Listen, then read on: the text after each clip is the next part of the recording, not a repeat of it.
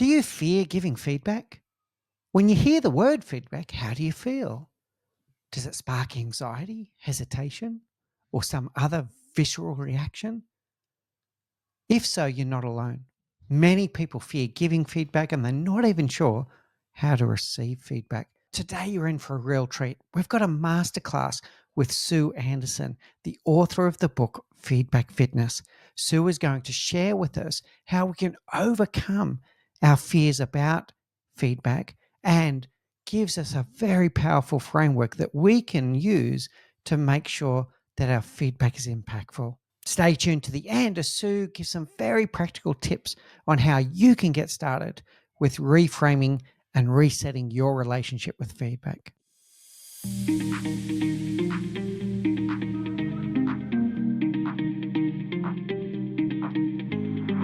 Hey everyone, and welcome back to the Leadership Project. I'm greatly honored today to be joined by Sue Anderson.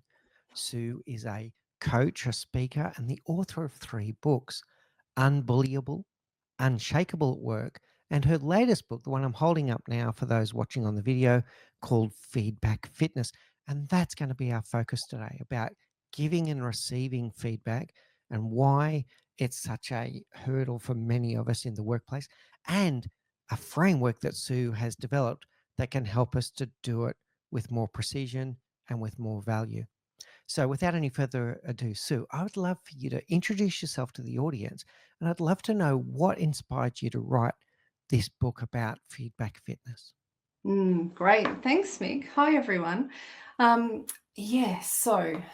about me? So I'm Sue Anderson. I live in regional Victoria, Ballarat, um, and I work mainly with teams, leaders, organisations.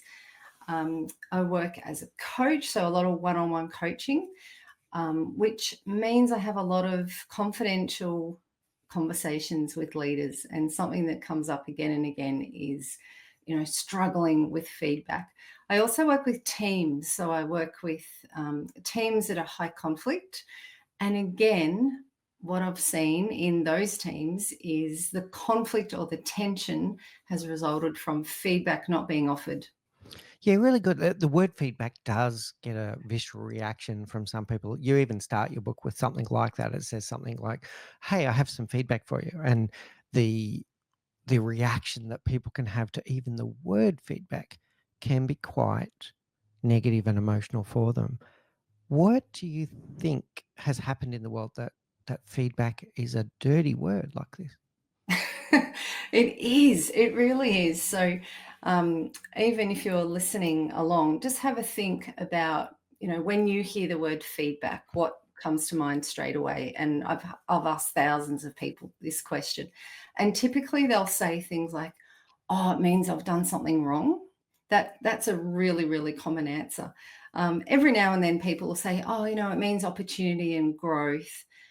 So they've got a different belief about feedback. So I honestly think we all walk around with a backpack filled with our feedback footprint. So in that backpack, we've got our very first experiences of feedback in the workplace. So think back to when maybe you got a part-time job when you're a teenager.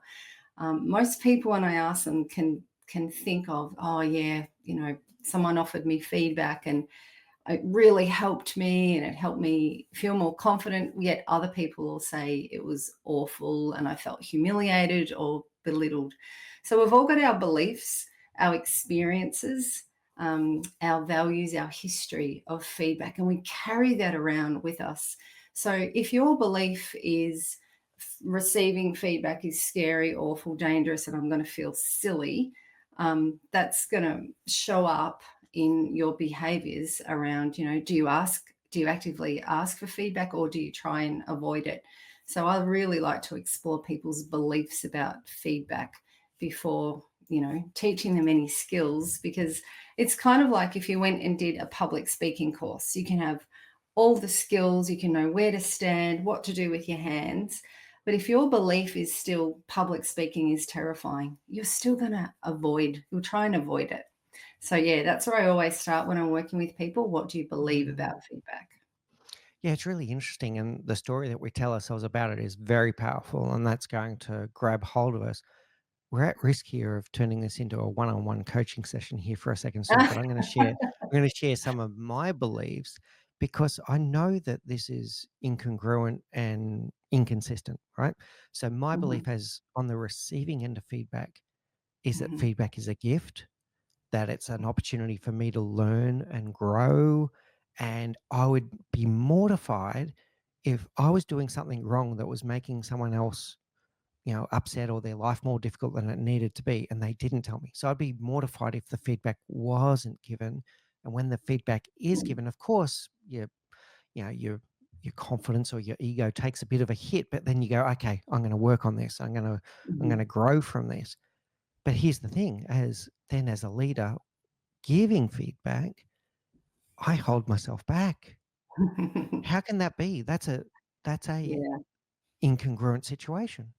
Yeah, I hear what you're saying, and look, you're not alone, Mick. Um, so when you think about, and I like to say, instead of giving feedback, I like to say you're offering feedback, because giving feedback sounds like the other person has no choice. Here, I'm just going to give this to you.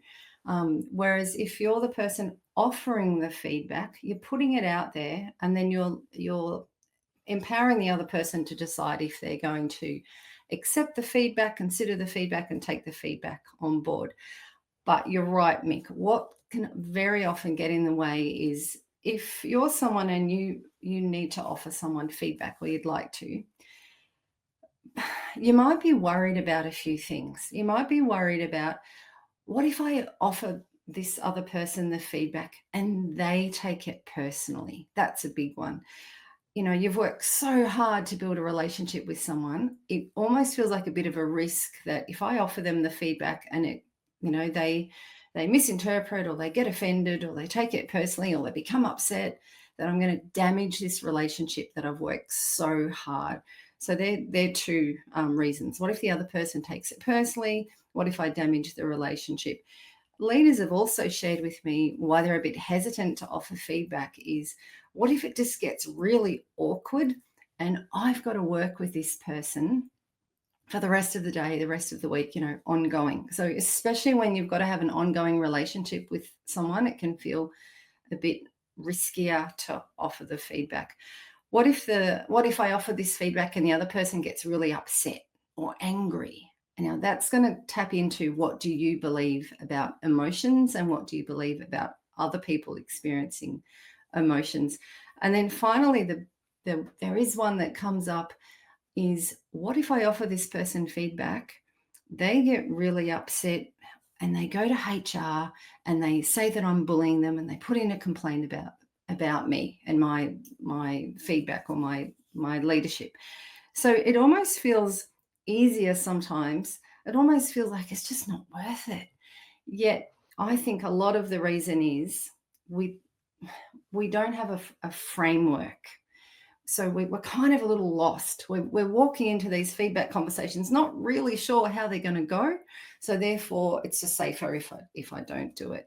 And so that's what feedback fitness is. It gives people a framework in which um, to have those conversations. And think of it, here's another language point. Think of feedback as feedback conversations, not a speech that you're going to write out, rehearse, and then you'll just deliver it.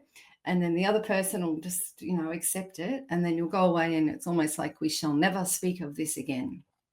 So think of feedback as a series of conversations. So there's a couple of really important language points there that I'm picking up. I really love what you're saying here about we're offering feedback, not giving feedback. And then that gives the opportunity to the other person to choose whether they want to take the feedback, how they're going to interpret the feedback, what are they going to do with that feedback. So it's an offering. It's not, hey, Mm, I'm going to give you some feedback whether you like it or not. So that's a good reframing straight away. We'll get to your framework in a moment. I want to go further into some of these limiting beliefs. The second reframe there that you said about it's an ongoing conversation. It's not once a year. How else can we overcome some of these limiting beliefs that you're talking about? The ones that you're talking about are the ones that many leaders experience. They're worried about their reaction. They're worried about the complaint to HR. That's mm, very real. How does mm. someone take the first step to get beyond some of those limiting beliefs that you're talking about, Sue? How do they take the first step? So the very first step would be ask yourself, what do you believe about feedback in general? Because, like I was saying before, if you believe feedback, conversations, any sort of feedback, and you have like a semantic response, it's you've got this physical response going on. To do a bit of a quality check. So a quality check is like asking yourself, are my beliefs about feedback, whether it's offering, receiving, or feedback in general, are they useful? Because your belief about that was useful at some point in your life. Um, Now, if you're maybe a leader and you're leading a team of 5 people, your beliefs that you had when you were a teenager about feedback aren't going to be relevant. So it's almost like quality checking and updating the usefulness of your beliefs about feedback. So what I would do is I've got I wrote 101 questions that you can ask yourself about feedback to really pull apart what's your belief system, because you won't just have one belief. The other thing I would recommend is it really the feedback that maybe you're having a fear response to, or you're feeling a bit hesitant about? The reason I say that is I reckon, and this is my theory, it's not the feedback, it's the emotions that go with the feedback. And so then you can ask yourself, what do I believe about experiencing emotions at work? Do I have them or do they have me? How empowered am I to change my state or change the meaning I'm giving to the feedback so that the emotions that come from that are different? Because I think some people believe feedback can make me feel stupid, upset, belittled, wonderful, incredible, confident. And so we want to move away from that feedback can make you feel something and more towards, I'm open to receiving the feedback and I can choose how I respond. And feedback can't make me feel anything. It's the meaning I give to the feedback. And we have choice in the meaning that we give to the feedback. So there's emotions. The other thing, that if you have a fear response to feedback, you'll armor up. And so I tap into the work of Dr. Brené Brown, who's an American social worker and researcher. And she lists a whole heap of different ways in which we try and protect ourselves by armoring up.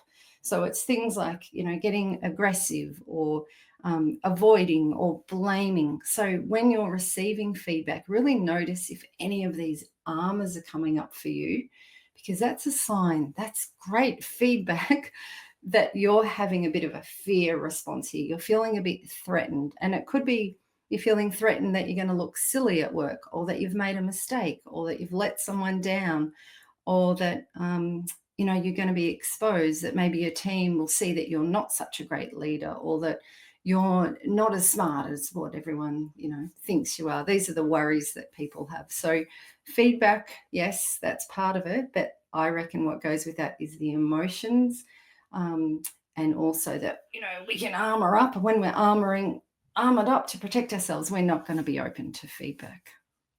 Yeah, really good. So I'm going to share a few things that I'm taking away from this, and you've already given me something I'm going to work on after this show and throughout this year. We're start of 2025, so this is a great opportunity for us to work on this throughout this year.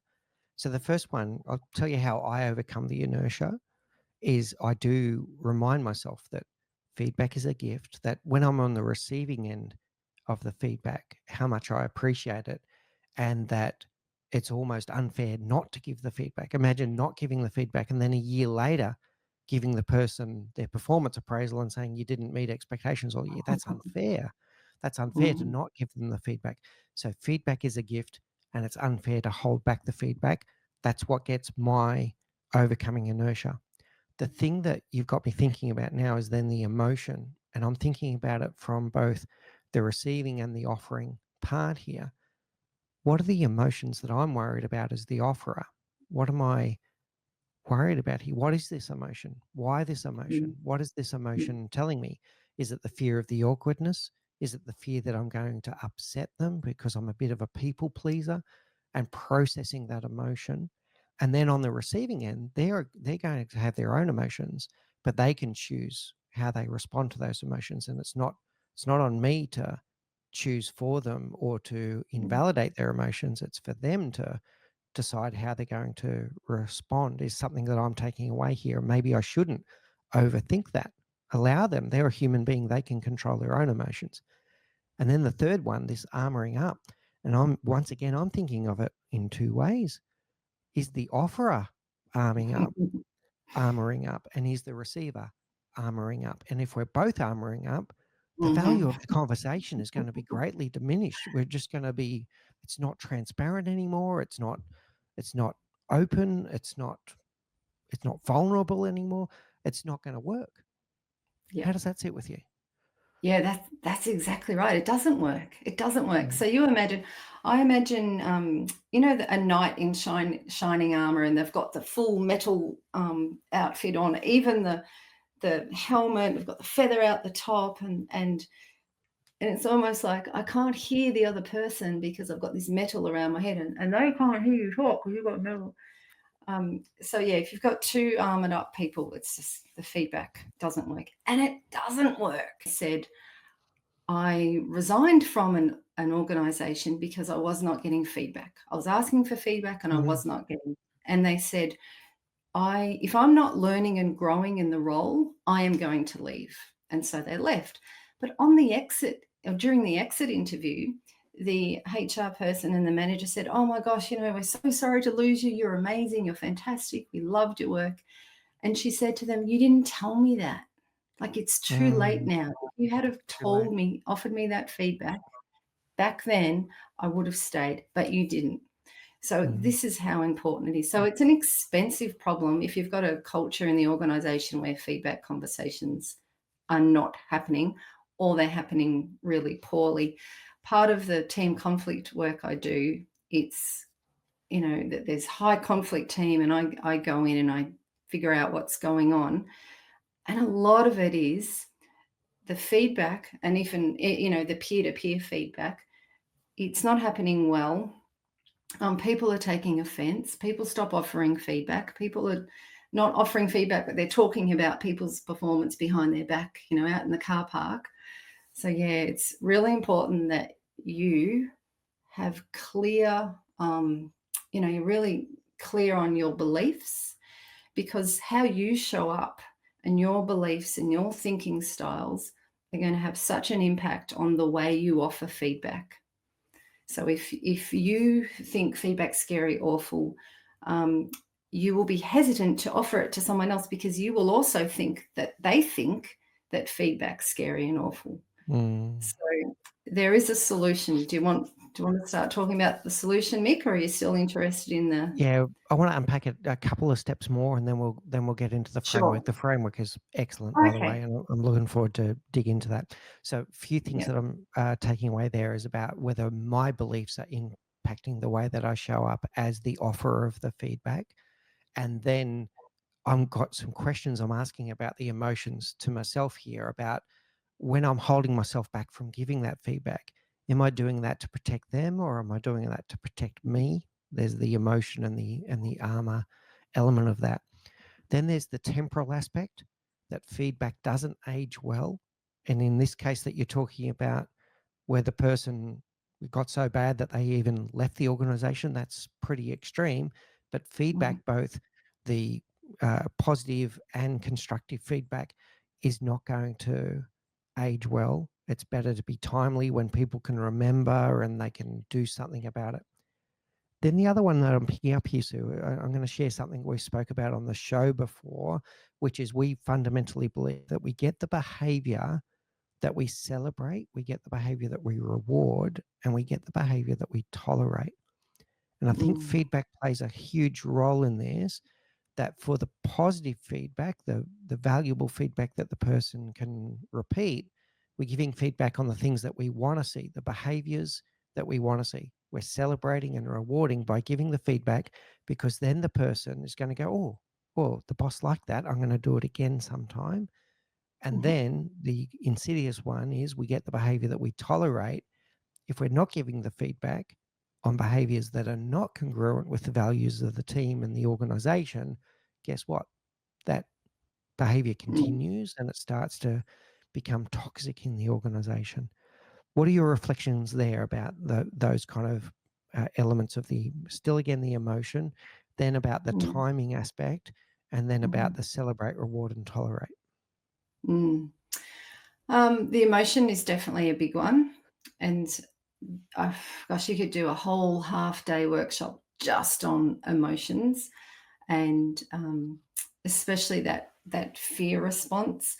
Let's also talk about, the the ability of feedback to build confidence in someone. So if you think of confidence attached to a particular skill, so I'm confident in my ability to write the Jones report rather than I'm confident as a person. Um, there's research that says, when someone's new to the team or new to a particular skill, absolutely smother them in, no, don't smother them, provide plenty of um, feedback, letting them know what they're doing well. So that acknowledgement feedback. But this is where, the word it depends comes up a lot. If you've got someone in your team and they've been doing the skill for a long time and you come in and offer lots of, you're doing a great job, that's really awesome, that can be perceived also as a bit condescending. So I reckon a useful phrase is to, whenever you're thinking about having a feedback conversation or thinking about your team, is that it depends, because it's got to be really tailored to you and your leadership style and what's going on in your team and the people in your team. So that was the emotions one. What was the second one you said, Mick? Yeah, so the second one was then about the temporal aspect, about it doesn't age Oh, well. What's the right timing for this feedback? there. So I've looked at all the research I can find around feedback. There is no right timing because it depends. Okay. So when we start on the framework, that's something that you would talk about in, a one-on-one or with your team about what's the right timing. Because it could be, someone might say, I would love you to give me feedback straight away. And you'll say, well, I will as much as possible, but it's going to depend on where we are, what's the feedback, who's in the room. Um, so, that you can look at the research and, there's one research that says, offer feedback at least every week and formal feedback every 3 months. And I think, no, there's too many factors. It Mm. really does depend. It depends on your relationship, um, the person, their style, their preference, which we can get into when we talk about the framework. But the importance of that acknowledgement feedback. So the acknowledgement feedback is, this is what you're doing really well. That comes through again and again, as important, even if that person's been, working in your team for a long time. Most people, we can talk more about this later, but most people, they really appreciate that you've noticed that, they've been persisting or that it's been hard at the moment and that they keep showing up really well. So, yeah, but we'll get into the three types of feedback later.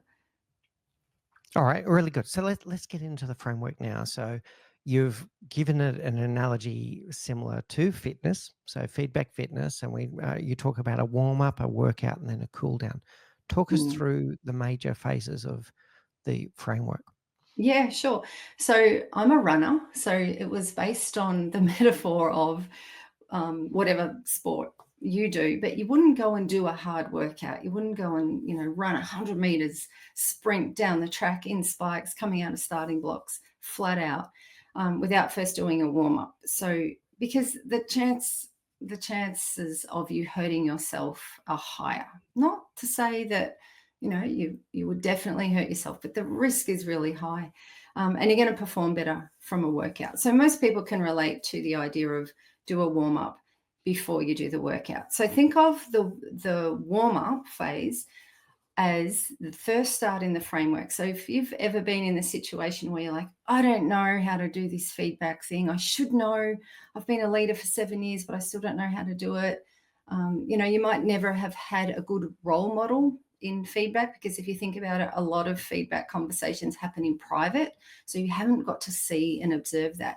So start with your warm up. So think of your warm up is your preparation. So if you don't like the metaphor, the warm up is your planning and your preparation.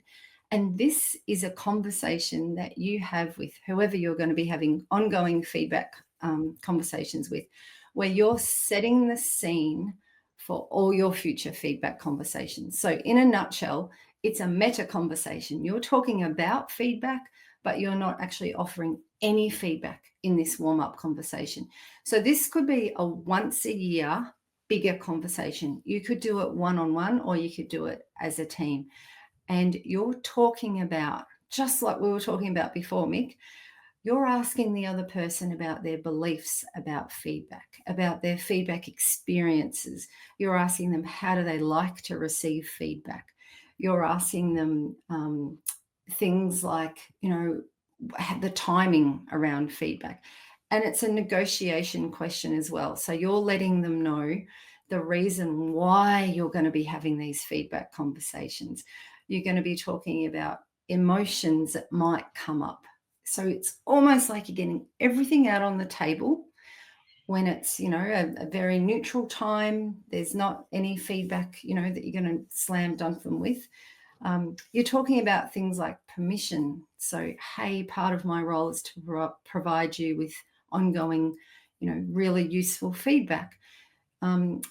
You're asking them lots of questions about how they like to receive it. So people have different feedback preferences. Do they like, concrete examples? Yes. Okay. How many concrete examples do you like? Do you like time to talk and then go away and reflect and then circle back and have a second conversation after you've had time to process it? And so you're setting the scene so there are no surprises. So you'll be talking about, we're going to be having our weekly one-on-one catch-ups. So you're planning it all out so that when it comes to having the workout, which is the workout is where you're actually having the feedback conversations, there are no surprises. Everyone's really, really clear on what's going on. So it gives people confidence in you and how the future feedback conversations are going to go. So I reckon this warm-up's for both the person Mm. offering the feedback and the person who's going to be receiving the feedback.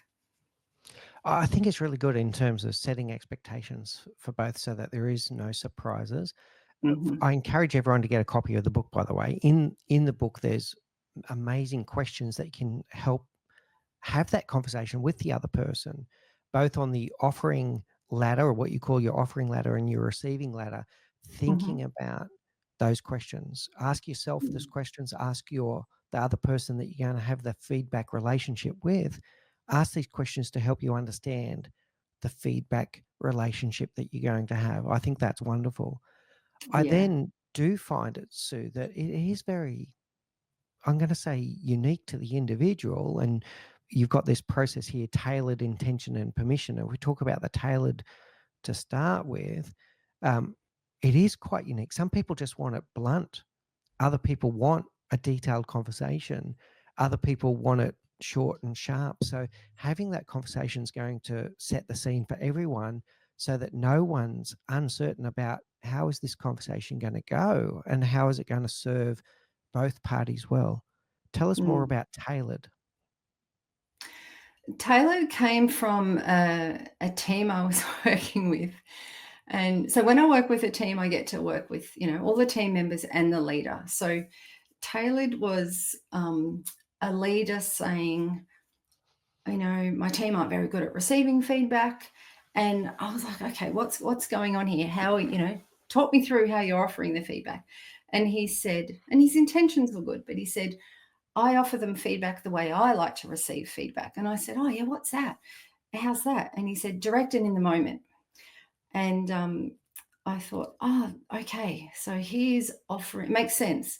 He's offering feedback the way that he likes to receive it. So he's not tailoring it to the 8 different people in his team.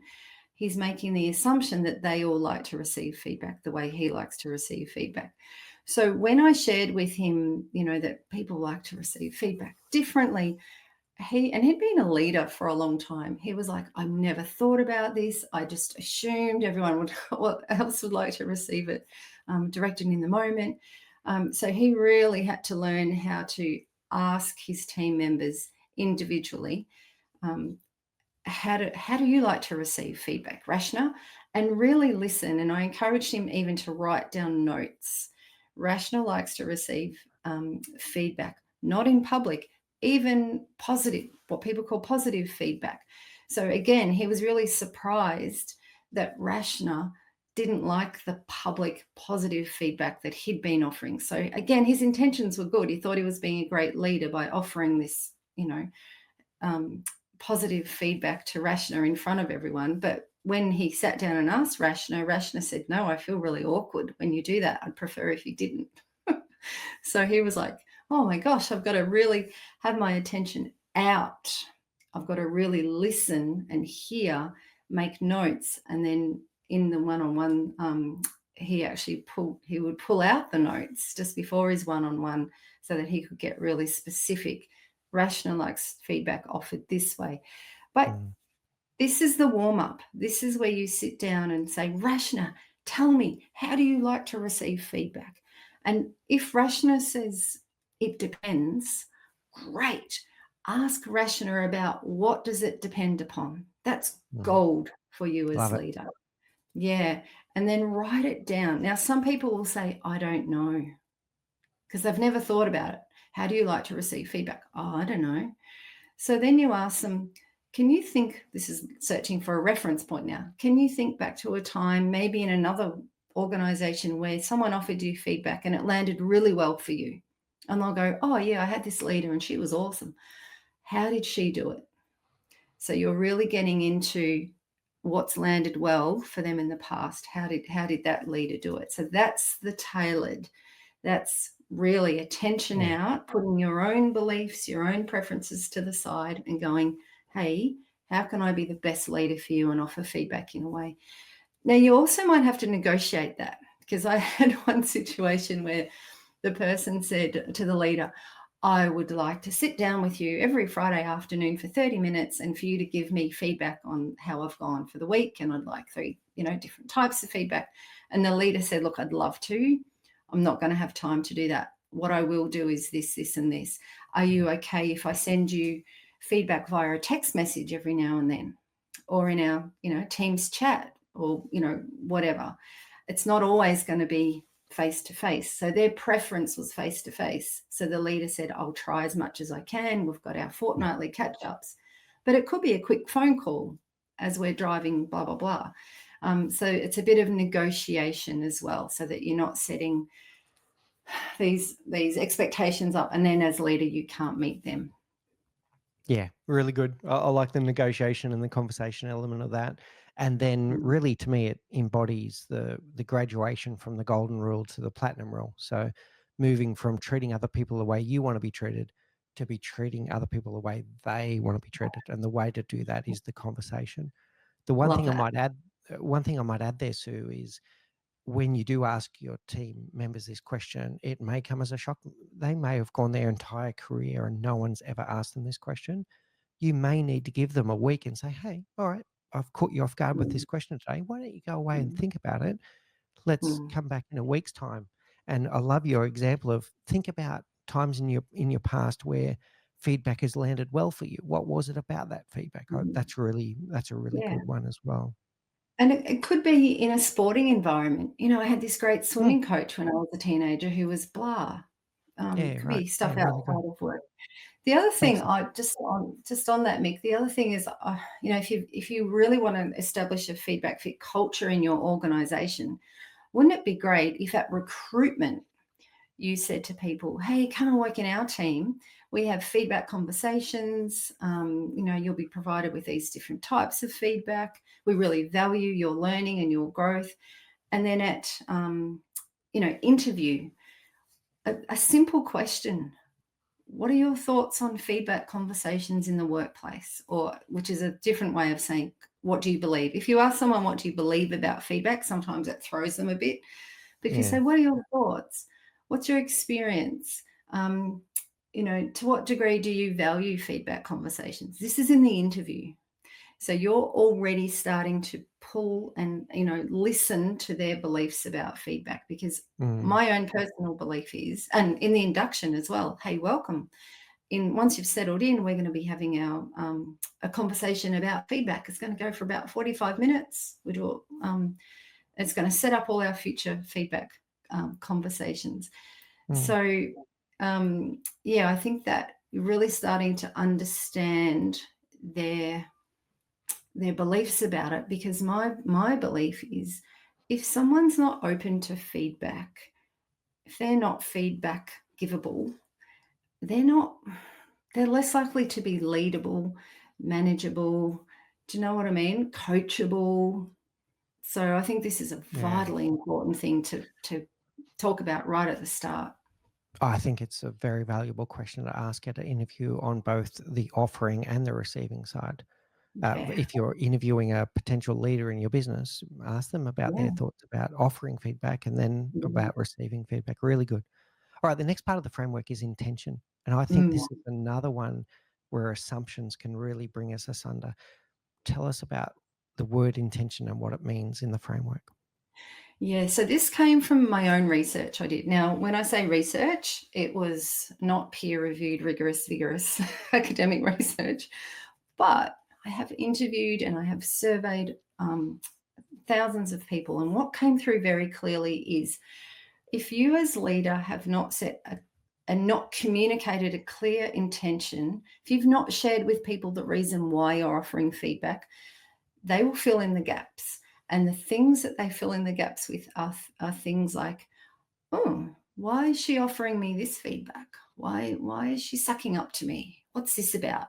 And so there's this almost this fear response of, oh, they're only saying this because. So that's where it's really, really important that you, when you're having remember the warm up conversation, you're not offering any feedback. You be so clear. You say, the reason we are going to be having feedback conversation is this, this, and this. What do you think about that? My intention in offering you regular ongoing feedback is that I'd love you to succeed in the role and grow and blah, blah, blah. So you're being very, very clear. So that's in the warm up conversation. And there's a little sentence. I don't know if you want to get to it yet, Mick, but you remind people just before you offer feedback the reason why you're offering the feedback. So it goes something like, hey, Mick, is it okay if I offer you some feedback on the way that you were formatting the Jones report? And then you nod, and then you say, because. Now, the word because is very powerful. The Mm, word because sends the message, I've got a good reason. So yeah, what you're actually saying is, I'm offering you this feedback because I would love you to be able to, send off that Jones report, and but you're better to tap into some of their reasons, what they've yeah, said is important about feedback. So include that intention in your warm up, but also that little reminder, hey, I'm offering you this feedback because. A little tip, and unfortunately, I was coaching someone and they did it. They did the warm-up conversation where they went through, what do you believe about receiving feedback and what's important to you about receiving feedback? And the other person said this, this, and this. And unfortunately, at the end of the warm-up conversation, they offer them some feedback that they've been wanting to offer them for a while. So it felt like a big setup. It yeah, felt like, you've made me say I'm open to feedback, and these are I'm, growth, blah, blah, blah.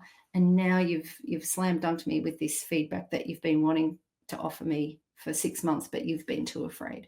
So just to make sure that that feedback conversation is not followed by a feedback workout, not the big one.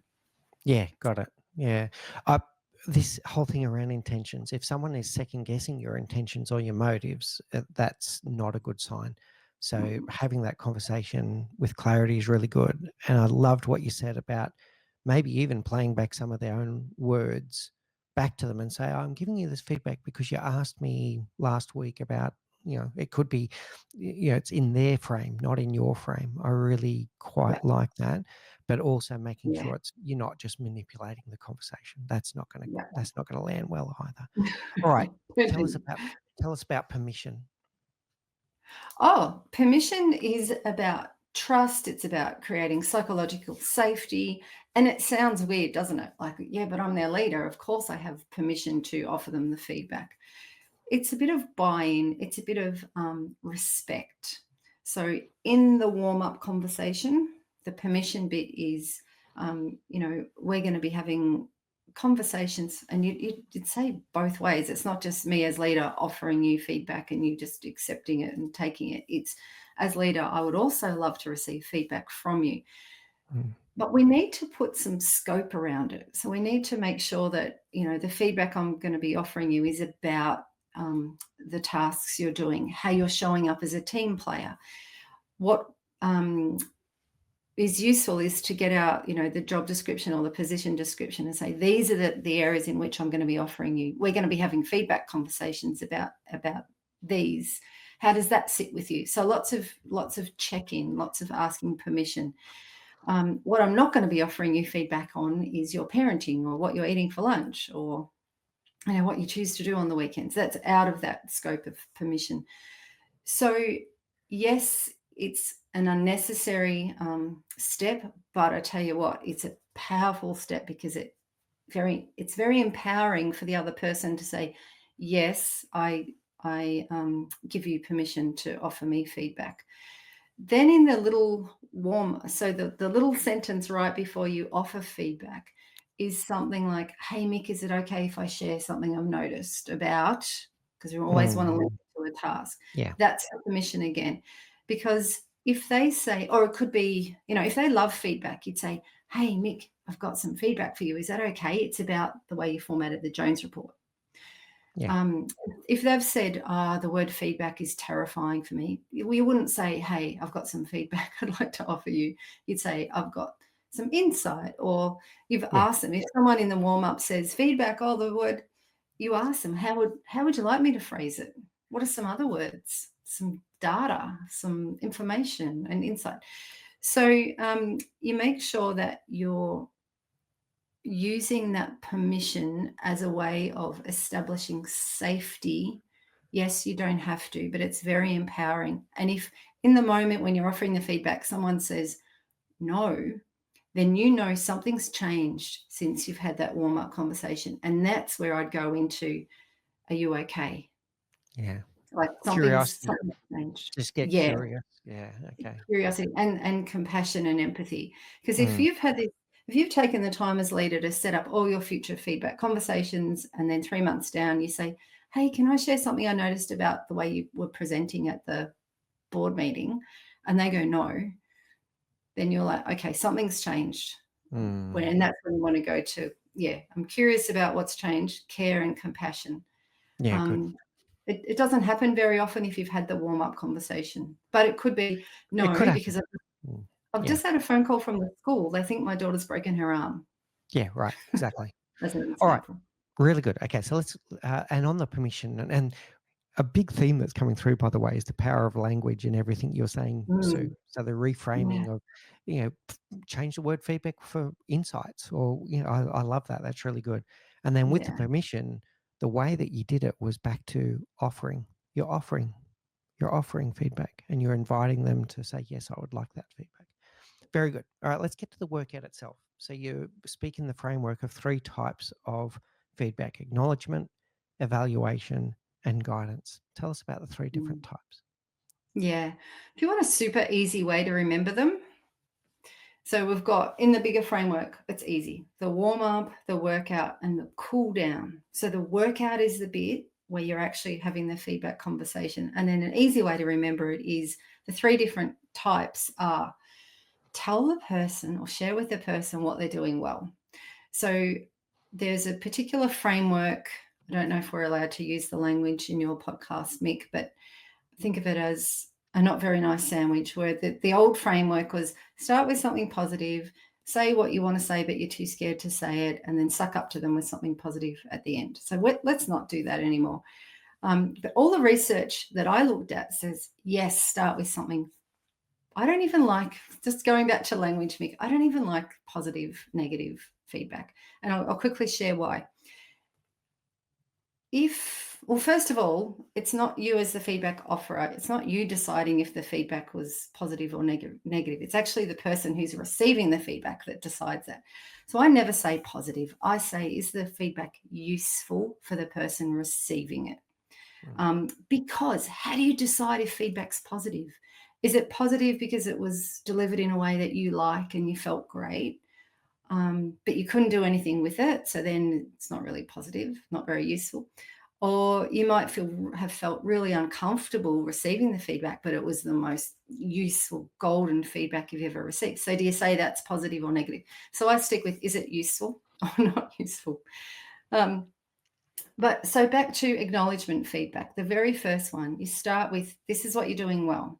And you're acknowledging the things, it could be that you're acknowledging the outcomes, their performance, but it's more than that. It's acknowledging the way they're showing up. So they're showing up and they're patient or they're calm or they're bringing humor to the group, or you're acknowledging things like, we've had 3 general managers in the last 6 months, or we've just had a restructure, or there's been a fire or a flood or blah blah blah. That's super important that you start with, this is what you're doing really well. But it can't be fake, so we're not going to do fakey stuff. And so you tell them what they're doing really well, then you follow with evaluation feedback. So we've got acknowledgement, evaluation, and guidance. Acknowledgement, this is what you're doing really well. Evaluation is, this is how you're going, and this is the important bit, according to expectations. Followed by guidance, this is how you can do even better. So if we go back to evaluation, you are in the role now of qualified assessor. This is you, the feedback person offering the feedback. You're in the warm-up conversation, have a conversation about, I'm going to be offering you 3 different types of feedback. These are the 3 different types. It's the evaluation feedback, the middle one, that most people struggle with. And it goes like this. I'm going to be offering you feedback on these expectations that are linked to your task. I'm going to be letting you know how you're going. So for someone who's been in this role for 6 months, we would expect their performance to be here. I'm going to be letting you know whether you're below the expectation, meeting expectation, above expectation, but you wouldn't use those words. I'm going to be letting you know how you go. Now, for someone who's new, they go, oh, thank you so much. Great. I really want to know how I'm going according to the expectations. The most important thing I reckon here, this is the one, evaluation feedback is the one that most people struggle with offering. They don't talk about it in the warm-up. So they don't talk about, these are the things we're going to be measuring. And it could be, as I said before, role description, but it could also be, a team charter or code of conduct. And then they don't talk about how we're going to measure it. So everyone's got different ways of measuring. So some people it's the exceeds, meets, does not meet. For other people it's different measures. It doesn't matter what measurement you use, but in the warm-up, talk about that so that then there's no surprises.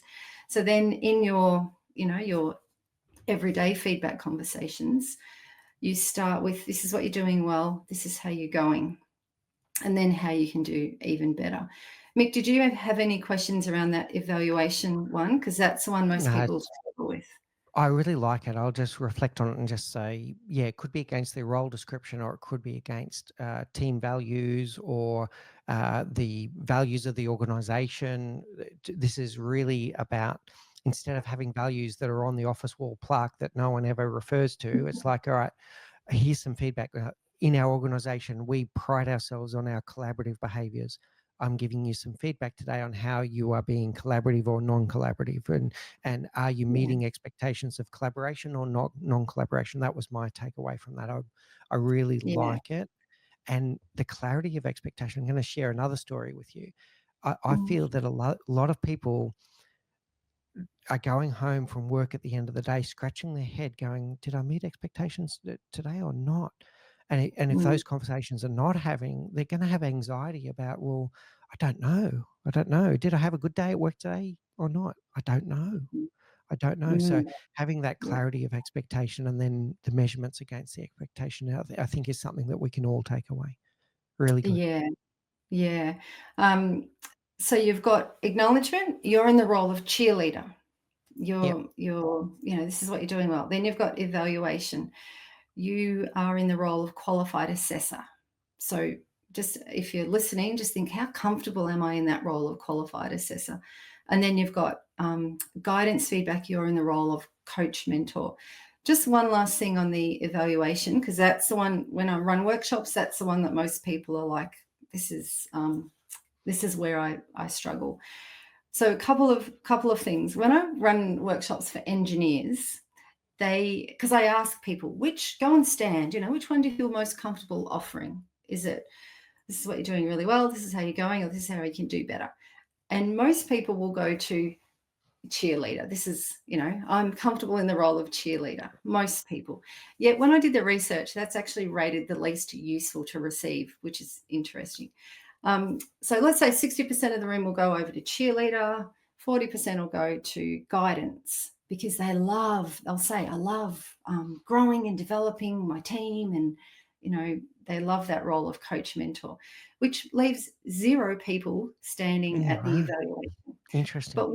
But when I run workshops, feedback fitness workshops for engineers, about 40% of them go to the evaluation feedback. And so I'm curious. I'm like, whoa, this never happens. What's going on? And I say, what is it about this one? And they say, well, it's black and white. I've got numbers, I've got measurements. There's no human fluffy stuff, was what one of them said. So if it helps, link evaluation feedback with a number, a measurement. Mm. And how do you do that when it's, a soft, Rashna's rolling her eyes every time Dave speaks? So how you do that is you'd say, hey, Rashna, is it okay if I offer you some feedback about what I'm observing in our team meetings? Because I know being a team player is really important to you. Is that Mm. okay? And Rashna says, yeah. And then you stick with numbers. What I observed in our last team meeting this morning was 3 times when Dave spoke, I observed you rolling your eyes. And then I'd be quiet because I'm just bringing it into Rashna's awareness for her to make meaning of it. Now, she might go, oh my gosh, I didn't realize I was doing that. Or she might go, yeah, because blah, blah, blah, blah, blah. And so this is now the part that I reckon is important, where you can bring it back to numbers. Rashna, we've got our team charter or our values. The expectation of team members is that we would have 0 eye rolling. I observe you with 3, other way around. Who would have 0, I observe with. And so that's the way to bring back, how do I take this fluffy behavior, Yeah. attitude stuff and turn it into a number? The expectation is it would be 0, I observe 3. And then again, you zip your lip. It's really hard for leaders. Allow people time to process, because Mm. especially if they're armored up. So that was just a quick example. So that evaluation one, if you can make friends with that one, and if you're listening going, oh, that's the one that I'm not very good at, bring it back to a measurement, a number, and Yeah, talk really. about that. Talk about that in your warm-up. I'm going to Yeah, be really good. offering, these 3 different types. The evaluation one, this is what I'm evaluating. This is what you will be evaluated against. And these are the measurements in the Yeah, warm-up before you've offered any feedback at all. really good. So I like that a lot. The other thing I'm picking up as a thread as we go along, every time you give an example about how Mm. specific you are, tell us about the role of being specific and clear Mm. in the Yeah. feedback. I I I believe, now this is just my belief, that most people, not everyone, but most people process information coming in by making a movie of it, because they're taking the stimulus coming in through their ears, their eyes, and they're recreating it. They're making a movie of it. So if you're saying something very fluffy, for example, the CEO says to you, you just need to be more visible in our leadership meetings. It's really hard to make a movie of that. And if you can't make a movie and picture yourself doing it, it's hard to picture yourself in the future doing that behavior, but also repeating that behavior. So if you think about growth mindset, so the work of Professor Carol Dweck, if you can't be specific enough to make a movie of it, how are you going to repeat that in the future? So if you can't make a movie of good job, like, well, what specifically did I do well that I can repeat in the future? So that's where you can bring it back to, I saw, this is what I observed, I heard, and it's got to be things that they can make a movie of, it's within their control, and it's repeatable. So especially when it's that behavior that, like you were talking about before, Mick, that you do want them to see again, help them make a movie of it. I saw and heard the way you welcomed in the customer. I heard the way you asked them 3 questions about them. They can make a movie of that. They can repeat that, and it's Yeah. within their control. Fluffy feedback, it's just, what happens is if you haven't had a warm-up conversation and then someone says, hey, Mick, you just really need to step into your leadership more. What happens is Mick What will am I go, going to do with that? Yeah. look into Yeah. and so you'll go home, Mick, and if your belief about feedback, it means I've done something wrong, you'll be like, oh my God, you'll be going back over every thing that you've done in the past. You'll go home that night and you'll be wondering, lying awake, going, what did she mean? Step into, does she think that I'm not? And there's nothing to do with it, which links nicely into the importance of the cool down conversation. All right, so let me quickly reflect on that and then we'll go to the cool down. What I'm picking up with this on the specific is the more specific it is, the more believable it's going to be, the more repeatable it's going to be, the more actionable it's going to be. Yeah, really good. I love it. So let's talk about the cool down. Okay. So let's say you're offering the feedback. It's kind of like, so I live in I live just out of Ballarat. So our phone reception, this is going to sound weird, but it'll make sense in a minute. Our phone reception isn't that great. Our signal drops out a lot.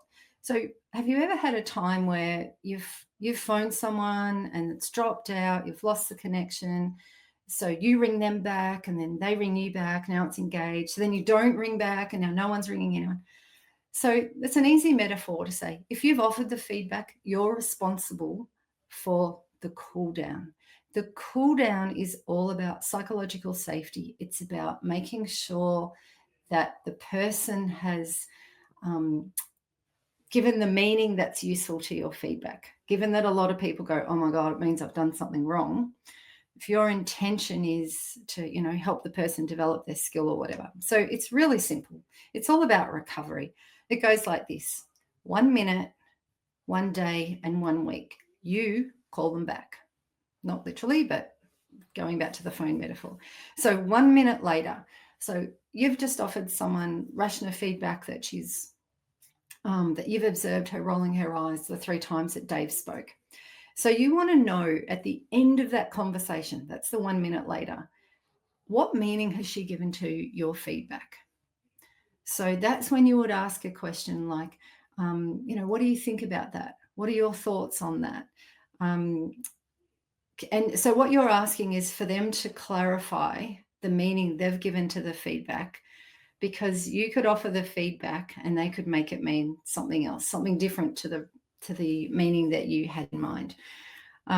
So you're checking in with them. What have you understood about? You wouldn't use that. I think that's a bit condescending. But in essence, what do you understand about the feedback I've just offered you? You're checking in with them, making sure they're okay. Now, most people will go, yep, good, great, because if you haven't done a warm up, they just want to end that feedback conversation. Yeah, thank you so much. Thank you so much. So they then go home or they walk over to their friend, Michelle, and they maybe talk. They've received your feedback. They've got time now to process and think about it. They maybe have had time to implement it, maybe not. So then you check in, either the 1 day later, it could be that afternoon, it could be the next day, it could be 2 days later. But they've now had time to process and think about it. So if they've had a fear response, hopefully they're out of that. This is the time when you call them back, you check in and you go, hey, rationale. Now you've had time to think about our conversation from yesterday. How's it sitting with you if they're kinesthetic? Or what do you think about it? This is really important. So I was a leader in state government like 25 years ago. I didn't have a feedback fitness framework. I wish I had. But one day I remember I offered someone in my team feedback, and I remember thinking that went really well. That went really well. You know, I delivered it really well. Came back into work the next day, showing my age. We didn't have email at home then. And there was an email from this person saying that they felt that I had personally attacked them. I was absolutely horrified. I thought the feedback conversation had gone really well. So that's that one day that you go back and you say, now you've had time to think about it. What are your thoughts? Do you have any questions? Do you need any support? And that one, do you have any questions, is a good one. Yeah. I had a funny situation where the CEO said to a leader that I was coaching, you just need to, or maybe it was that you just need to be more visible. Oh, no, it was about his listening. So the CEO said, you need to listen more. I coached that person the next day who received that feedback. And that person said to me, what do you think the CEO meant? And I'm like, I don't know. Could you go back and ask? And he's like, no, Sue, it was about listening. I can't go back and ask, what did you mean? And I'm like, oh, okay. So you've got the 1 minute straight away, the one day, and let's be real here. A lot of people, if they're not doing the warm up, they're worried about I've damaged the relationship. So the one day is, how are they avoiding me? Do they Yeah. hate me? Are they coming back saying, that was great? And then the 1 week, it doesn't have to be 1 week later, but the 1 week is, okay, now you've had time to implement the feedback. Let's keep this conversation going. Did you implement it? How did it go? Oh, it went well. Let's celebrate. Next steps. If you didn't implement it, what got in the way? How can I help so that you can implement it? Or it wasn't implemented. What happened? Oh, well, that completely changed. Because what some leaders have shared with me, they get annoyed. I offer this feedback and they don't implement. But the leader doesn't go back and say, what were the reasons that it wasn't implemented? Because there could be a very good reason, especially if you're in an industry where it changes so quickly. So it's a way to keep that feedback conversation going, because it's always next steps, or, okay, you've implemented that bit. Let's talk about feedback on the implementation. So you keep it going. That's why I refer to it as a series of conversations. So that's the warm up, the workout, the cool down. So imagine this: you're a leader. You've done no warm up conversation. You don't offer any acknowledgement feedback. You let people know how they're going. You don't offer any how they can do better, and you don't do a cool down. That's where feedback goes really pear-shaped, and that happens. Really good, sir. I want to reflect a little bit on the cool down. I think it's really important. I was picking up 3 things. I want to play it back to you and see what you think. So the first one, in that cool down, we're also checking common understanding of what we just discussed.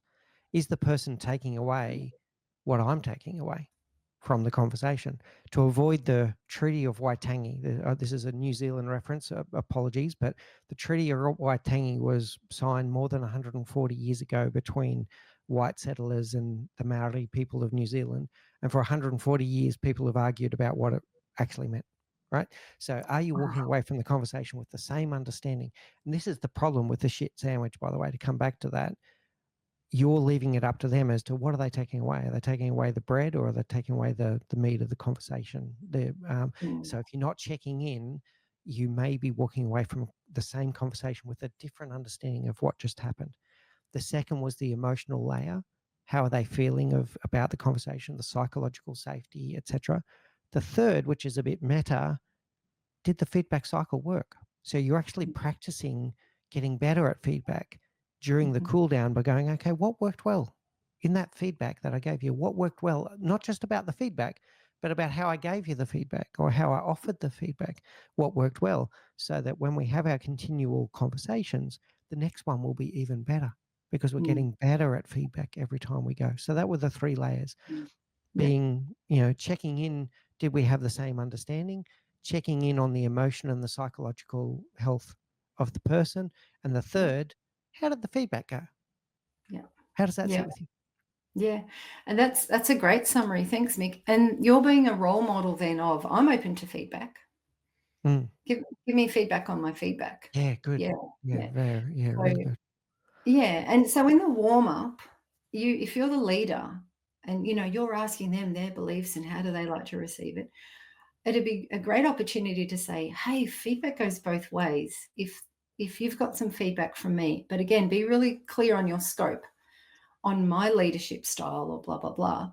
How I like to receive feedback is this. So you Mm. make it really easy for them to offer you feedback because let's be honest, Yeah, people good. feel pretty uncomfortable telling their boss how to do their job. So if you can set up that safety where Yeah, I'd love feedback from you as well. I'm open to it, and then for you then to action that by in the cool down, saying how'd I go. You don't have to do it every time. So just yeah, wanted to clarify one more thing that comes up with this, the framework, because it's the warm up, the workout, and the cool down. When sometimes I've been offering workshops, leaders have gone, oh my God, Sue, we don't have time to do a warm up, a workout, and a cool down.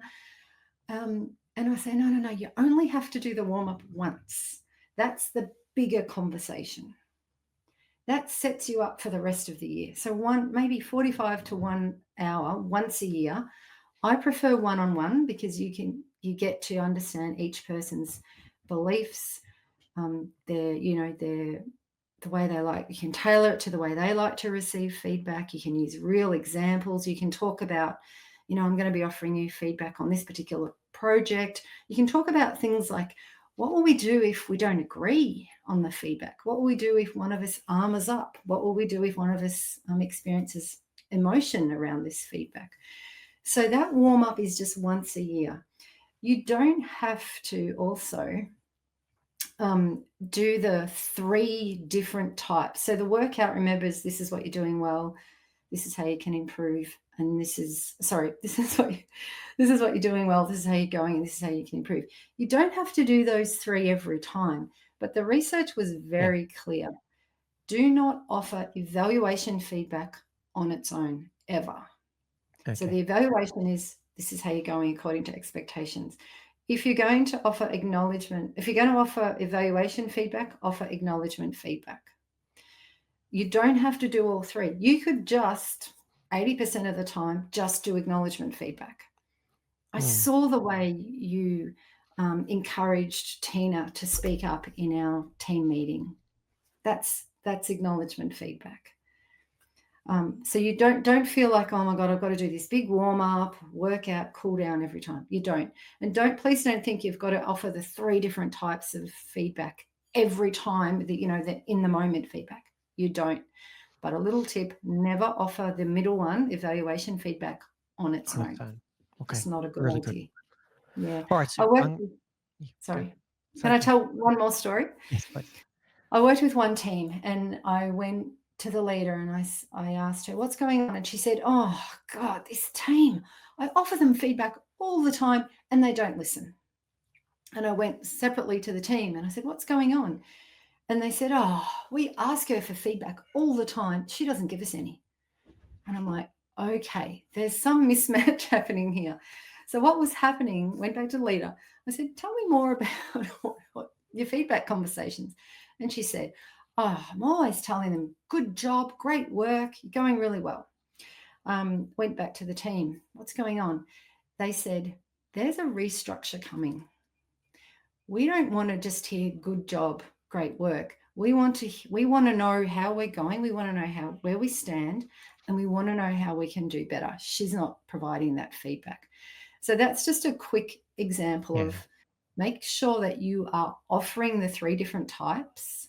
And if you're the receiver, Do you have permission from yourself to ask for the Ask 3 for it. different types? Yeah, really good. Don't just go to your leader and say, "Can you give me some feedback?"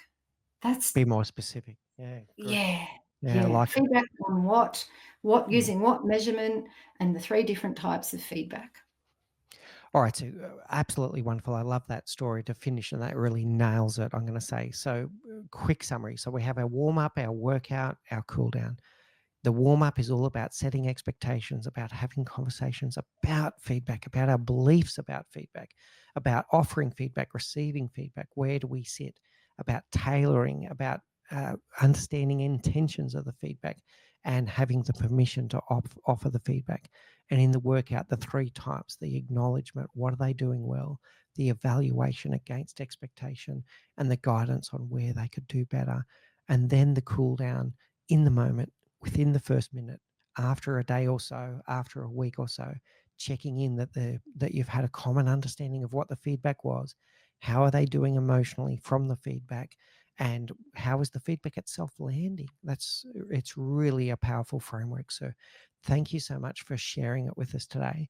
I hope you enjoyed that powerful conversation with Sue Anderson, a real masterclass on reframing the way that we use feedback and giving us a powerful framework on how we can get started to reset our relationship with feedback. If you want to know more about giving feedback and different frameworks that you can use, click the video in the top right of your screen right now.